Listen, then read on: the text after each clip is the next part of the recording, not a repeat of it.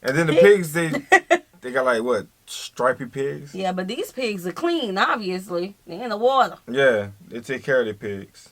Y'all like bacon? We're not gonna. Never mind.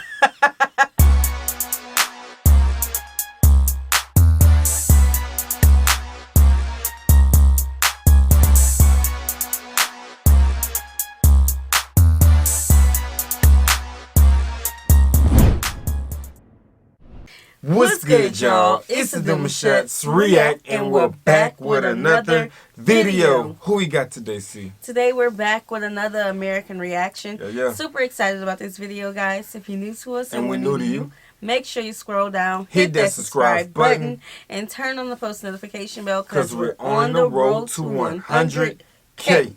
And we cannot get there without you guys, all right? Join the family. Without further ado, let's get into the video. Ah, the Bahamas. It's like the Hawaii of the Atlantic, except it has more of a pirate history, and there's a lot more black people, and it's actually a country, it's not a state of the U.S. Actually, don't call it the Hawaii of the Atlantic. It's time to learn geography now! Hey everybody, I'm your host Paul Barbado. Today we're going to cover the richest country in the Caribbean, the Bahamas. But first, you know the drill. Let's dissect the flag. The flag of the Bahamas has a black triangle on the hoist side and aquamarine, blue, and yellow bands. The yellow represents the golden sand on the beaches and natural resources. The blue represents the sea surrounding the country, and the black represents the strength, vigor, and the force of the Bahamian people. The direction of the triangle evokes the enterprising and determined nature for cultivation of the land. All right, that was the flag. Now let's talk about the location. As mentioned before, the Bahamas is the richest country in the Caribbean, and part of the reason for that is because of its strategic location in conjunction to the U.S. The Bahamas is located in the Atlantic Ocean just above Cuba and southeast of the U.S. state of Florida. The Bahamas are comprised of 29 official islands, 661 islets and keys, and 2,387 rocks, most of which are uninhabited. However, you can kind of classify these islands in 16 different regions. The island clusters are Bimini, Grand Bahama, the Berry Islands, New Providence, the Abacos, Eleuthera, Andros, the Exumas, Cat Island, San Salvador, Rum Key, Long Island, Ragged Island, Inagua, the Asplin and Crooked Islands, and Mayaguana. The Bahamas are kind of like the link between the Atlantic and the Caribbean. This is the reason why the Bahamas is the most popular tourist destination for people on the east coast of the United States. It's easily accessible, it's beautiful, and the exchange rate is typically favorable. New Providence Island is the most heavily populated of all the islands and contains about 250,000 people, or about 80% of the entire population of the Bahamas. Also, it is home to the capital and largest city, Nassau. Many of the major island chains in the Bahamas are very unique and distinguishable from the others, both culturally, physically, and historically. But we're going to discuss that a little bit later. That's demographics. But first, let's cover the...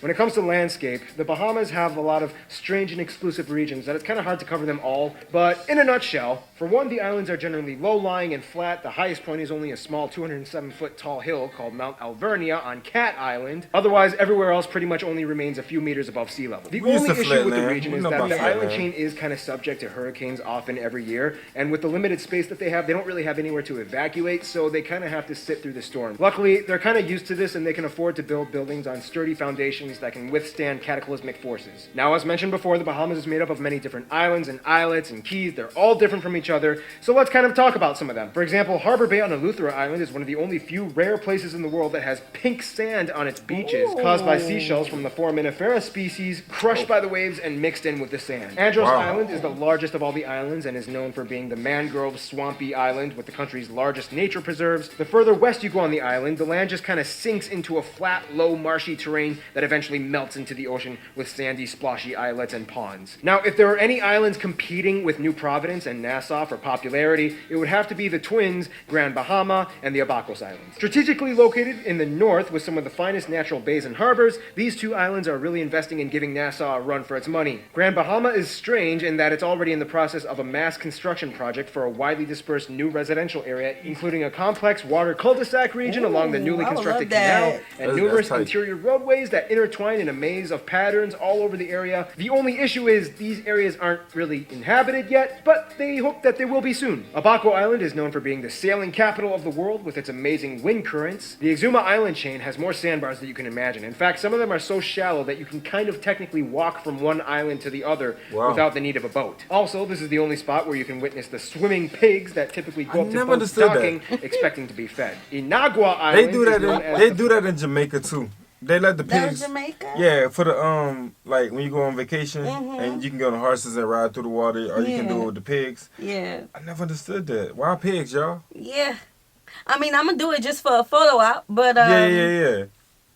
And then the pigs, they got like what, stripy pigs? Yeah, but these pigs are clean, obviously. They're in the water. Yeah, they take care of the pigs. Y'all like bacon? We're not gonna. Never mind. Mingo Island, it's a bird watcher's paradise. My iguana is home to the only native mammal species of the Bahamas, the Bahamian hutia, a plump, rabbit-sized rodent that was thought to be extinct in the 1960s, but was rediscovered and has since been repopulating. We could go on, but seriously, we don't have that much time. Let's talk about the people. Were you thinking about a rabbit when you saw this? Yeah, I was like, oh, then they said rodent. Yeah. Look at it. They'll be like, oh, that's so cute.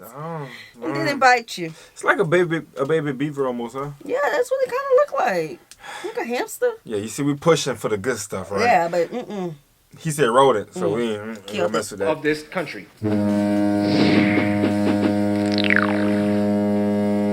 Alright, you landlubbers, this here be the land of historical pirate activity. No, seriously, back in the 17th and 18th century, this place was a hotspot for pirates. And technically, since Johnny Depp does have a home in the Bahamas, you could kind of say that Jack Sparrow actually does live in the Caribbean. Lots of rich people. But first, for an island country, the Bahamas actually has a pretty comfortably sized population of about 380,000 people, or a little more than the population of Iceland. It's a pretty mixed population, however, the majority of people, about 83%, identify as black or Afro-Bahamian, whereas about 15% identify as white. A portion of these people may also have partial black ancestry, and the rest of the 2% coming from a wide range of nationalities, such as Asians and Latinos. Centuries ago, the Bahamas was kind of like a place of refuge for American loyalists, or people who had an allegiance to the British crown during the American Revolution. They flocked to the Bahamas, they brought over slaves, and over time, a lot more freed slaves came to the Bahamas, and that's kind of how things happened. I mean, it's a lot more complex than that, but I'm just trying to summarize it within like 3 seconds. Originally, the islands were inhabited by native Lucayan people, a branch of the Arawak tribe, as documented by Christopher Columbus. Unfortunately, most of these people were taken into slavery or killed off by diseases from European settlers. Now let's talk about the people who live in each region. Grand Bahama Island is kind of seen as like the Beverly Hills of the Bahamas. Generally, the rich and wealthy people flourish and thrive here, with a large portion of their vitals being imported daily. Abaco Island is known as the whitest of all the islands, in which over 50% of the population is white. And these people are obsessed with sailboating. Andros Island, although the largest of all the islands, is kind of seen as like the slums of the Bahamas, if there was such a thing on such a tropical paradise. With its less developed infrastructure and civil project developments, this island is not as wealthy as the others. Yet the people here love to party. In fact, every year they hold a crab festival. Acklands, Crooked, and Long Island are kind of seen as the retirement islands that have a lot of old people that go to relax and enjoy their lives. They're old lives. So all these islands are real diverse, obviously. yes. You got the slums, the rich, the whites, the old people. It's like neighborhoods. On islands. Yeah. Bro, that's kind of tight. Like, you can't beat that. Yeah, kind of segregated, but yeah. I mean, they still don't got to worry about nobody. So they see somebody coming and putting up on the boat. Yeah. Interesting. Very. I'm trying to picture this.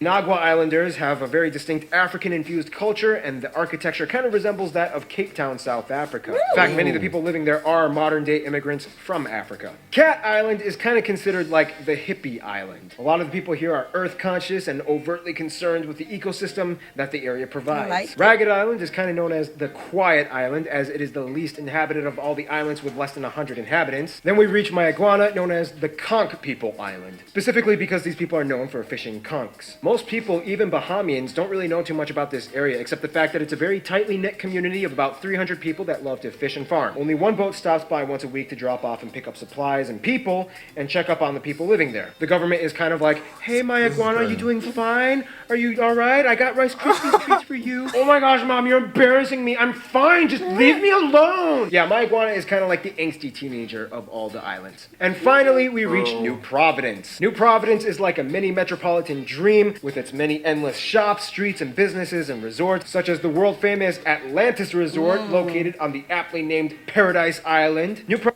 That's dope. Look at that. Wow. Yes, yes. Yo, Definitely want so to go there. they're growing up on different islands, but are they getting the mind frame to say, you know what, I want to move from this island and go to another island? I'm pretty sure. Are they sticking to their roots? Because I feel like they're real cultural on each island. Like they have this thing that they do. You know what I'm saying? Yeah, definitely. I feel like maybe it's sort of like the United States. You know, Yeah. like we're so like spread out. We're But we so still want to different. go to different states. Exactly, Yeah, like going, Yeah. like us being from the South, wanting to go to California or wanting to go to New York. We know it's different, a different type of lifestyle. Although we're all, you know, Americans, it's different. But it's so would everyone still consider Bahamians? Yeah. I just made up a word, or that's how you go? No, that's it. Ooh, Bahamians. Bahamians. Providence is the Mac Daddy of the Bahamas. Everything starts and ends here. This country is so enticing that it has drawn in numerous celebrities like Shakira, Johnny Depp, Michael Jordan, Bill Gates, Mariah Carey, and Sean Connery to purchase private homes and islands all to themselves. But is there trouble in paradise? Let's find out in...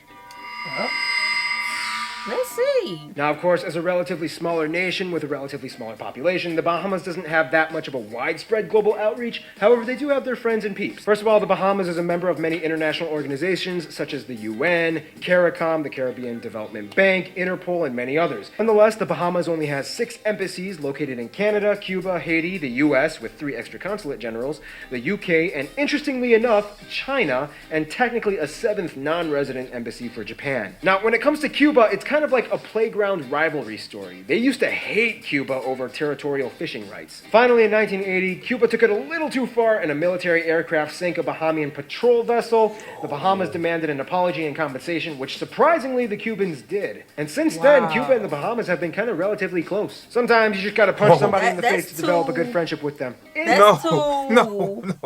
Don't do that over here, yo. That's not friends. Yeah, don't blow up something and then all of a sudden they piece together and... What happened to the people? Bro, like, that's crazy. Just temper tantrum. Cuba flashed out on them, boys. Temper tantrum. Oh, God. I have not heard of that. Yo, let's talk about it.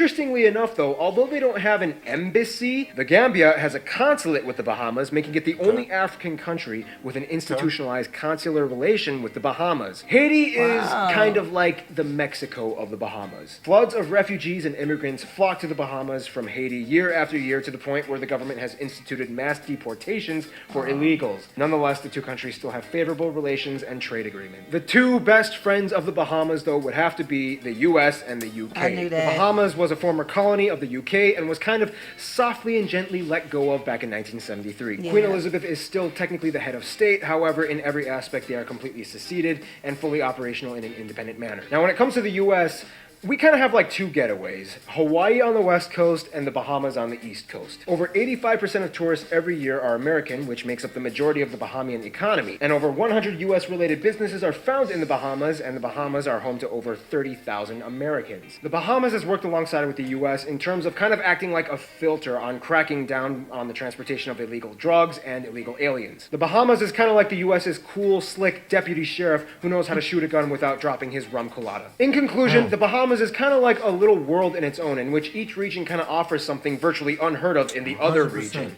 And hey, you know what? Do some digging. You might find some of that pirate treasure. Stay tuned. Bahrain is coming up next. I like it. Yeah, this was a nice episode. Very informative. Yes. We know some Bahamians. Facts, and yeah. they are all cool, lovable people. Love them. Yes, so we would love to dig more into the culture, the people, interesting things, the food. So let us know what you would like for us to share next. Like this video, subscribe, turn on the post notification bell. We have enabled our super thanks if you like support the channel that way, as well as our join feature to become a VIP member of the channel. Send in your reaction requests through our description box below. We'll see you soon. Peace.